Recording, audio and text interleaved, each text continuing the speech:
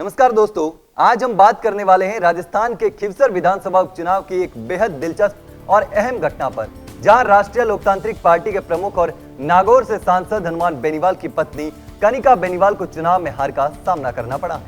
इस बार खिवसर विधानसभा सीट पर भाजपा के रेवंत राम डांगा ने जीत हासिल की है और यह पहला मौका है जब बेनीवाल परिवार का इस सीट पर कब्जा टूट गया है। इस वीडियो में आज हम बात करने वाले हैं आरएलपी की हार के प्रमुख कारणों की। जी हां, हनुमान बेनीवाल ने 3 बड़ी गलतियां कर दी जिसकी वजह से राजस्थान से आरएलपी साफ हो गई। तो चलिए जानते हैं कि हनुमान बेनीवाल ने कौन सी बड़ी गलती कर दी है। दरअसल राजस्थान के 7 विधानसभा सीटों पर हुए उपचुनाव में इस बार भाजपा ने 7 में से 5 सीटों पर जीत हासिल की है। इतना ही नहीं, इस चुनाव में भाजपा ने हनुमान बेनीवाल के गढ़ को भी ढहा दिया है।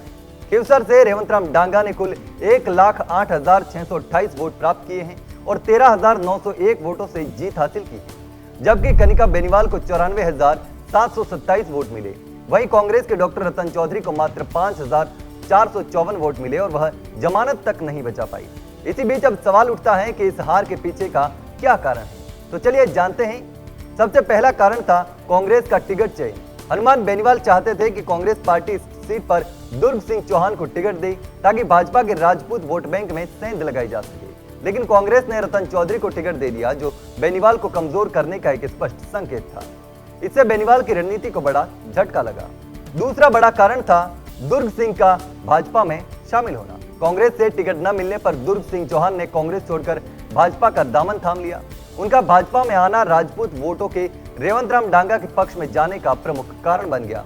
इससे बेनीवाल को बड़ा नुकसान हुआ क्योंकि ये वोट बैंक उनके पक्ष में हुआ करता था। तीसरी बड़ी वजह थी हनुमान बेनीवाल द्वारा चुनावी प्रचार के दौरान दिए गए विवादित बयान।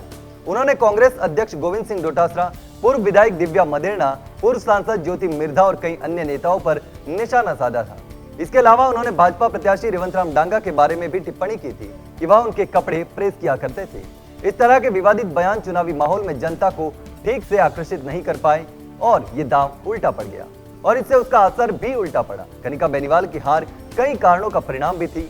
कांग्रेस का टिकट चयन, दुर्ग सिंह चौहान का भाजपा में शामिल होना और हनुमान बेनीवाल के विवादित बयान सभी मिलकर इस चुनाव में निर्णायक साबित हुए। हालांकि यह भाजपा की ऐतिहासिक जीत थी, लेकिन यह भी स्पष्ट कर गया कि खिवसर अब बेनीवाल परिवार का गढ़ नहीं रहा। तो दोस्तों, ये था खिवसर विधानसभा चुनाव का पूरा मंथन।